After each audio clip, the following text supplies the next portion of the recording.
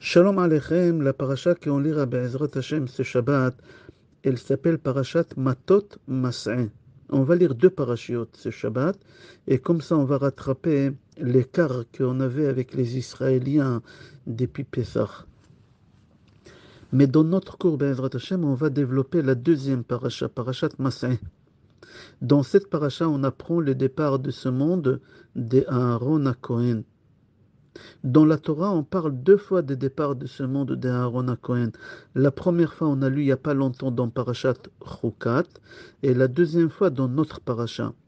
Pourquoi on répète deux fois le départ de Aaron de ce monde deux fois dans la Torah?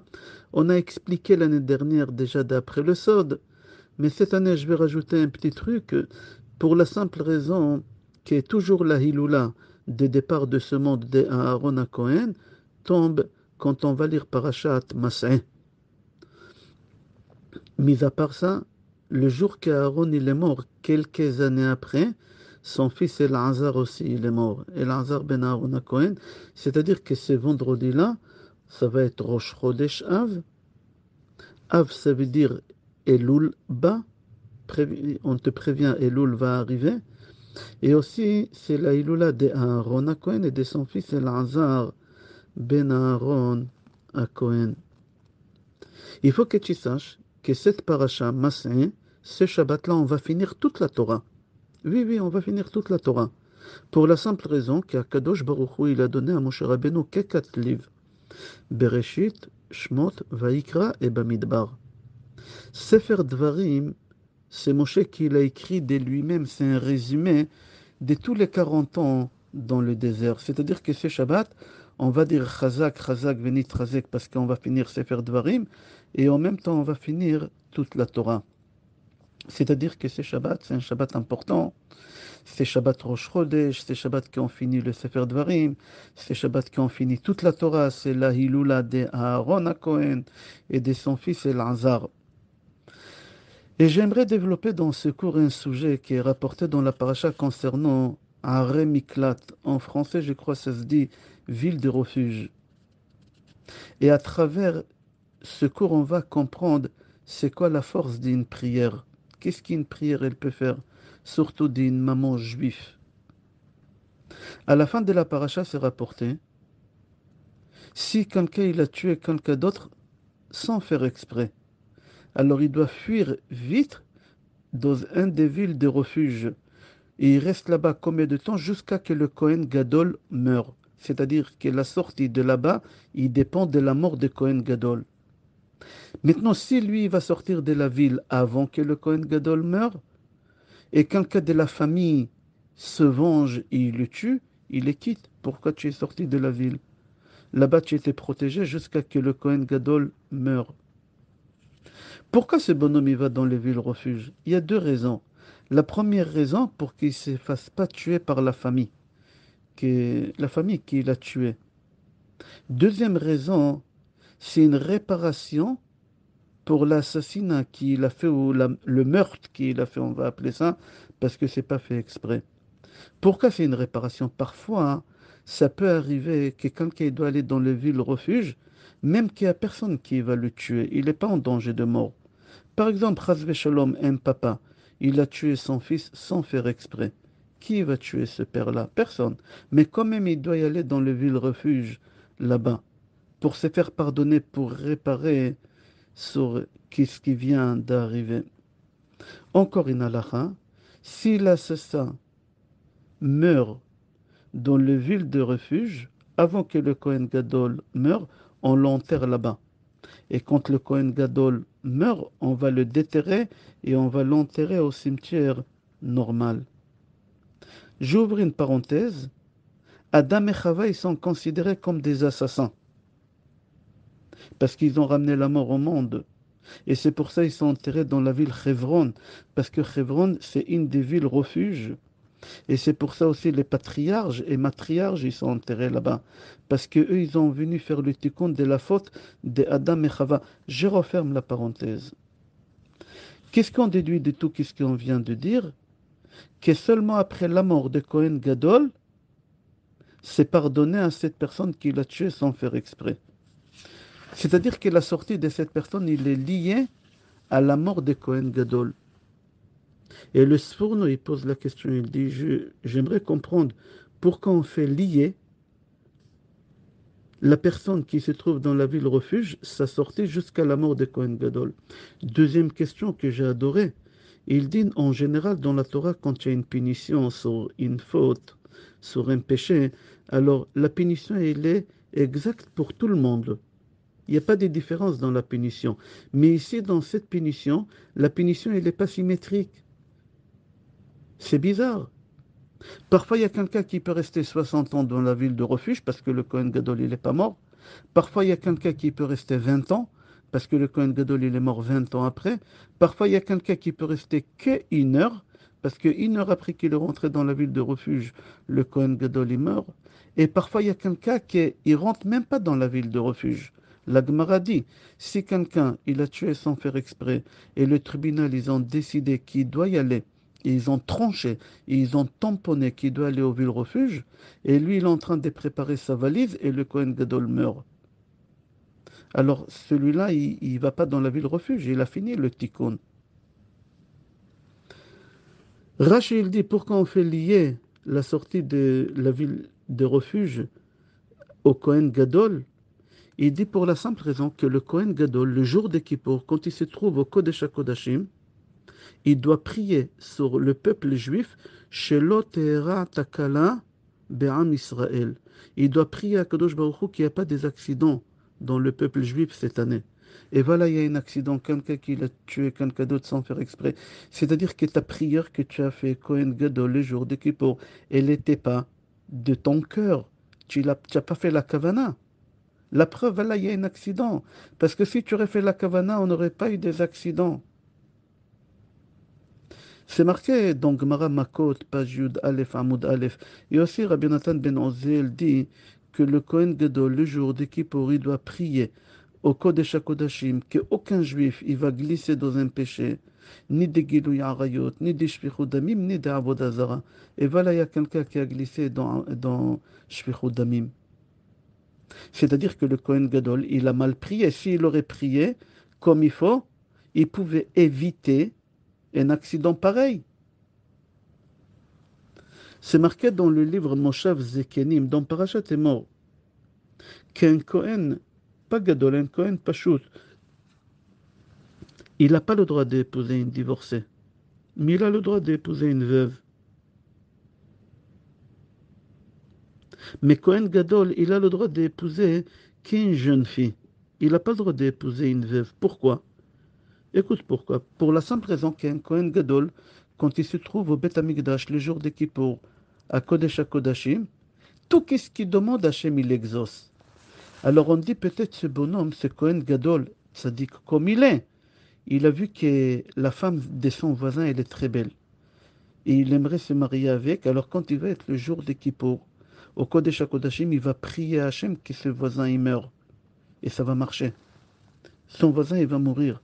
Hachem, il écoute les prières de Kohen Gadol le jour de Kippour.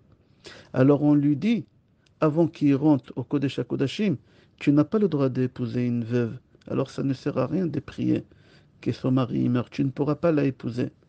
Qu'est-ce qu'on voit par là? Que la prière d'un Kohen Gadol, que ce soit pour des bonnes choses, qu'il n'y a pas d'accident dans le peuple juif, ça marche à 100% s'il fait la kavana. Et même pour des moins bonnes choses, il prie que le voisin il meurt pour qu'il puisse prendre sa femme, ça marche aussi. C'est pour ça qu'on a fait une loi qu'un Kohen Gadol, il n'a pas le droit d'épouser une veuve. Elle dit, donc Gemara Makot, viens voir la force de la prière d'un juif simple, pas d'un Kohen Gadol.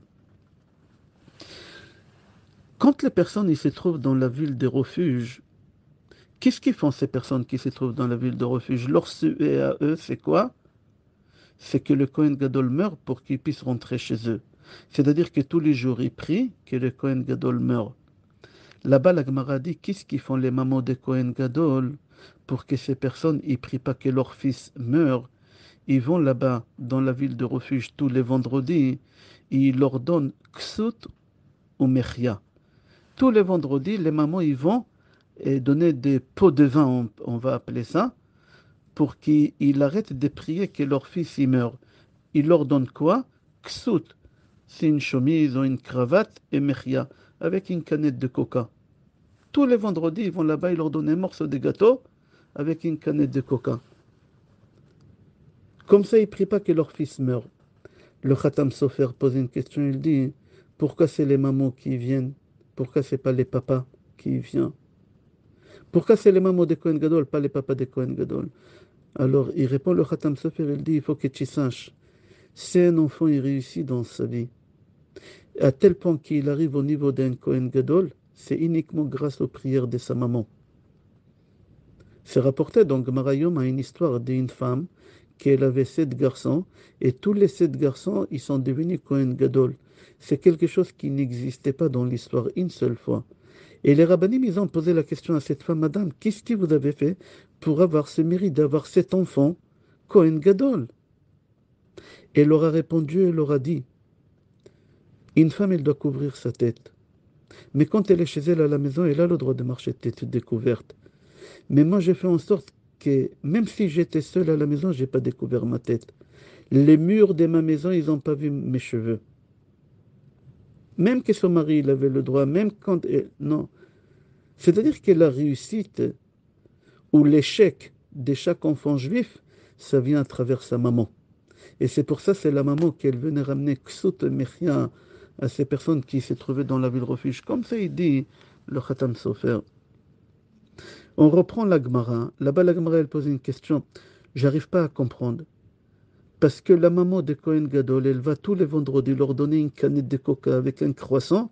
Ils vont arrêter de prier. Mais au contraire, qu'ils continuent à prier chez eux, ils auront beaucoup plus qu'une canette de coca et un croissant. Ils auront beaucoup plus que ça. Et tous les jours, ici, c'est tous les vendredis. La question de la Gemara. La Gemara, elle pose une deuxième question. Je ne comprends pas. Tout celui qui va prier que le Kohen Gadol meurt, sa prière, elle est exaucée.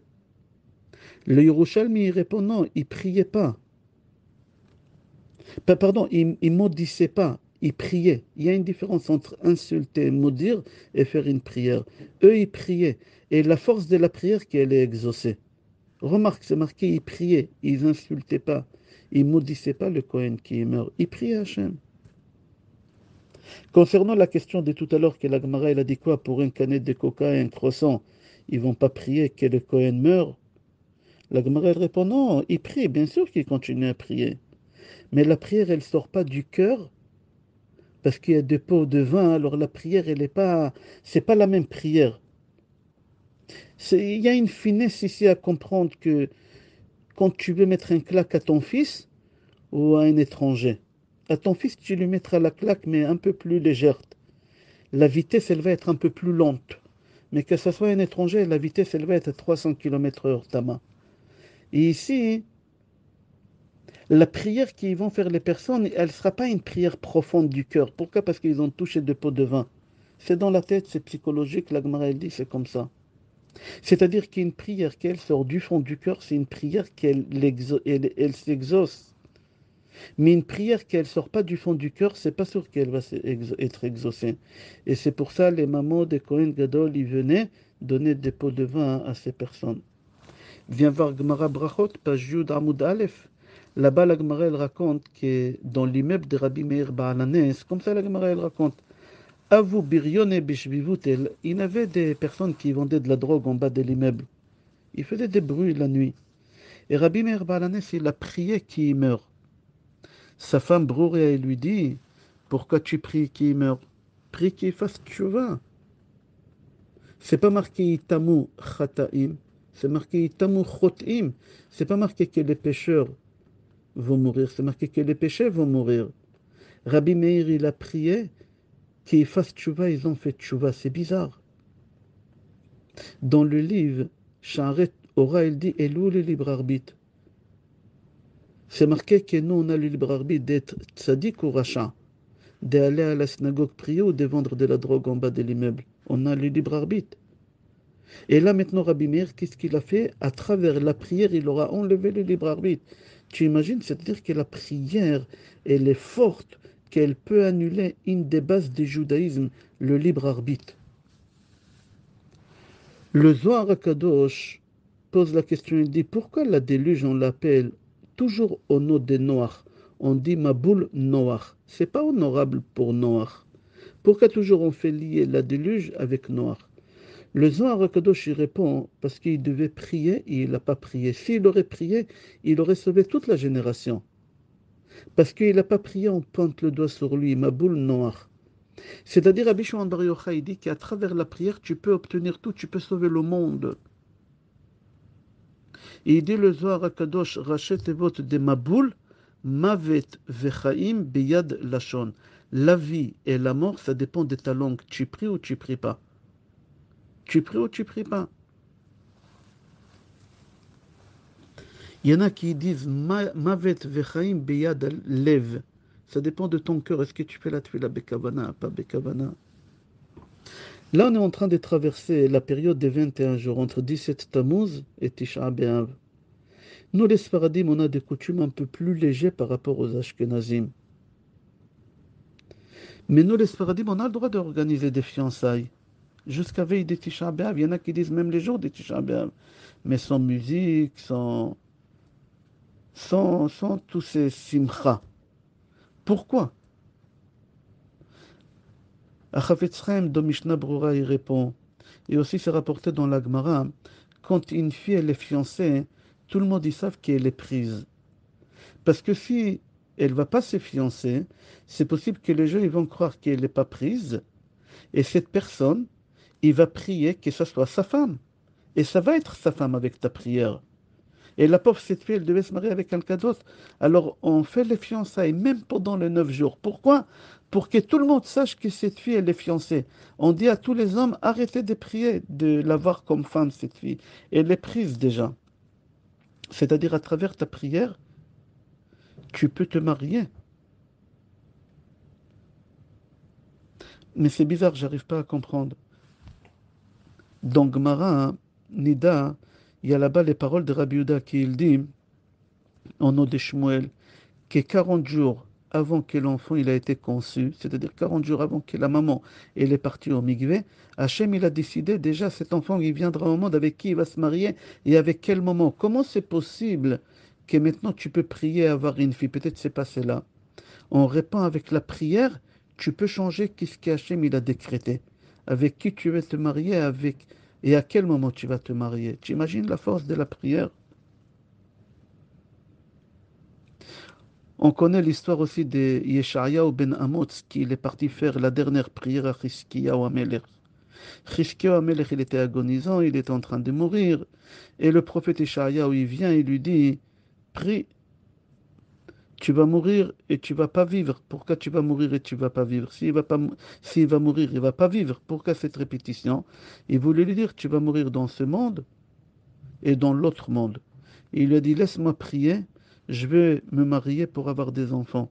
Et Akadosh Baruch Hu, il a écouté, il s'est marié, et il a eu 2 enfants. C'est-à-dire, à travers la prière, tu peux pousser le jour de ta mort. Hachem, il lui a rajouté 15 ans. Rabbeinu Bechai est dans le cas d'Akamer, il dit, mais je ne comprends pas, mais Hachem, il a décrété sur lui le jour de la mort, depuis le jour de sa naissance. Il répond, Rabbeinu Bechai, dans le cas d'Akamer, qu'à la force de la prière, tu peux annuler les jours de ta mort. Regarde, ça, une prière, qu'est-ce qu'elle peut faire? Viens voir les larmes, qu'est-ce qu'il peut faire? Les larmes. Aïn bemar bocha velef sameach. Quand on dit des larmes, c'est qu'à l'extérieur, pas à l'intérieur. Regarde une histoire, j'ai trouvé dans le livre Kavayachar, qui rapporte le Zohar HaKadosh, au nom de Rabbi Abba et Rabbi El-Azar, le fils de Rabbi Shimon Bar Yochai, qui ont parti rendre visite à Rabbi Yossi ben Nekounia. Rabbi Yossi ben Nekounia, c'était le beau-père de Rabbi El-Azar. Le fils de Rabbi Shimon Bar Yochai, c'était son beau-père. Et Rabbi El-Azar et Rabbi Abba, ils ont parti ensemble rendre visite à Rabbi Yossi ben Nekounia, qui était malade. Les deux, ils ont pris la route. Et sur la route, il y a un corbeau qui vient et qui leur dit, Hachem, il préfère que vous allez rendre visite à Rabbi Yossi ben Peki'in. Il est en train de mourir et il n'y a personne pour lui faire schéma. C'est un tzaddik, allez faire schéma. Ils ont fait demi-tour, ils ont parti chez Rabbi Yossi ben Pekin, mais ils ont arrivé en retard. Et ils ont vu qu'il était mort. Et le fils de Rabbi Yossi ben Pekin, qui avait 5 ans, il est allongé sur son père, le nez sur le nez, la bouche sur la bouche, les yeux sur les yeux. Et il n'a pas laissé personne s'approcher à lui. Et il a commencé à pleurer avec des larmes. Et il priait à Kadosh Baruch Hu. C'est marqué là-bas des choses terribles, qu'est-ce qu'il disait à Kadosh Baruch Hu. Vraiment, c'est très dur à écouter. Un enfant de 5 ans. Et là, son père, il a ressuscité. Rabbi El-Azar, le fils de Rabbi Shimon Bar Yochai, quand il a vu ça, il a dit Lou yechye gevar shenin alpin la yaol becheshbenaya. Tu pourras vivre ici des milliers d'années, tu ne vas pas comprendre la façon de faire des Hachem. On se pose des questions pourquoi, pourquoi. L'histoire là-bas, elle est longue, mais quand le papa il a ressuscité, ils lui ont dit qu'est-ce que tu as vu? Qu'est-ce qui s'est passé? Il leur a dit dans le ciel, quand mon fils il a pleuré, ils ont pris ses larmes, ils les ont comptées une à une. Et Akadosh Baruch Hu, il a décidé de me rajouter 22 ans de plus pour que je puisse enseigner à mon fils la Torah. Tu imagines à travers les larmes, avec une prière d'un enfant du fond du cœur, il a ressuscité son père qui est mort. Tu imagines? Quand ils ont posé la question à Rabbi Yossé, qu'est-ce que tu as vu? Il leur a dit, j'ai pas le droit de vous dire maintenant, dans 12 ans, je peux vous dire. Mais une seule chose, je peux vous dire, dans le ciel, ils ont compté les larmes de mon fils, ils ont trouvé 370 larmes. Et ils ont décidé de me donner 22 ans. Rabotai, résumé, la prière, elle a une force de pouvoir faire en sorte qu'il n'y a pas des accidents dans le peuple juif. Un Kohen Gadol, à travers sa prière, il peut faire en sorte qu'il y ait dans le peuple juif, il n'y a pas des accidents. Le Kohen Gadol, à travers sa prière, il peut tuer quelqu'un. Un assassin qui est rachat, à travers sa prière, il peut tuer le Kohen Gadol avec sa prière. Avec sa prière, on peut annuler le libre arbitre. C'est une des bases du judaïsme de croire que le libre arbitre existe. Tu peux l'annuler. Noach, t'imagines s'il aurait prié, qu'est-ce qu'il aurait fait? C'est quelque chose de très très profond, très très profond. C'est-à-dire que la prière, à travers la prière, on peut faire des choses. Agaon Mevilna, on va finir avec Agaon Mevilna qui dit comme ça. Il y a une prière qu'on dit 3 fois par jour. Ashrei Yoshve Betecha. Il dit Agaon Mevilna que dans chaque pasouk, il y a la lettre Vav. En hébreu, ça s'appelle Vav Achibur. Je ne sais pas comment ça s'appelle en français. Vav Achibur. Gadol Adonai, Umhulal Meod. Veligdulaton en Cheker. Dor le dor Yishabach Maasecha, ou Gvuratecha Yagido. Chaque pasouk, il y a un Vav Achibur. Un seul pasouk, il n'y a pas Vav Achibur. Il faut comprendre pourquoi. C'est la question d'Agaon Mivilna. Karov Adonai lechol korav, lechol asher ikra'u be'emet. Il fallait marquer Karov Adonai lechol korav ou lechol asher ikra'u be'emet. Non. Agaon, il pose la question, il dit pourquoi il n'y a pas le Vav Achibur? Karov Adonai lechol korav, Hachem il est proche à tout celui qui l'appelle. Tout celui qui l'appelle en vrai, Hachem il est proche de lui, Hachem il écoute cette fille-là. Alors le gars Mevin a dit pourquoi dans tout il y a le Vav Achibur, ici il n'y a pas le Vav? Il rapporte un Zohar à Kadosh qui dit à Kadosh Baruch Hu, il est proche à tout celui qui prie, sans condition, sans arrière-pensée. Tu te mets entre les mains de Hachem, il n'y a pas de conditions. Akadosh Baruch Hu, il va écouter. Akadosh Baruch Hu, il va exaucer. Regarde les assassins. Si la maman de Kohen Gadol, elle leur donne pas ksut ou mechia, elle leur donne pas ses pains au chocolat et croissants, ils auraient prié du fond du cœur et le Kohen, il serait mort tout de suite. Parce qu'une prière qui sort du fond du cœur, ça fonctionne. Une prière qui il n'y a aucun intérêt, il n'y a pas de... Là, la mère, elle est venue, qu'est-ce qu'elle a fait? Elle a donné des pots de vin. Eux, ils ont continué à prier, mais pas du cœur. Pas du cœur. On va s'arrêter là. Je te souhaite, Bezrat Hashem, bracha ve'atzlacha, besorot tovot, yeshod venechamot et kol tov.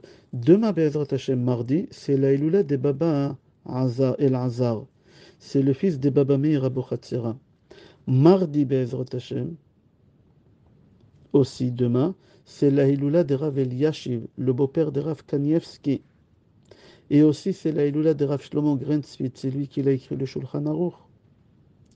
Jeudi, Be'ezrat Hashem, c'est la Hilula de Rashi Rabbi Shlomo Yitzhaki, Rashi Akadosh. Vendredi, comme on a dit au début du cours, c'est la Hilula de Aaron HaKohen. C'est la Hilula de son fils Elazar ben Aaron HaKohen. Et aussi, ça va être Rosh Chodesh Av. Rosh Chodesh Av, ça doit nous faire prendre conscience, Rachet et vote des Av, Elul Ba, Elul arrive. Comment ça te préparer, Be'ezrat Hashem. Bracha ve'atzlacha et kol tov.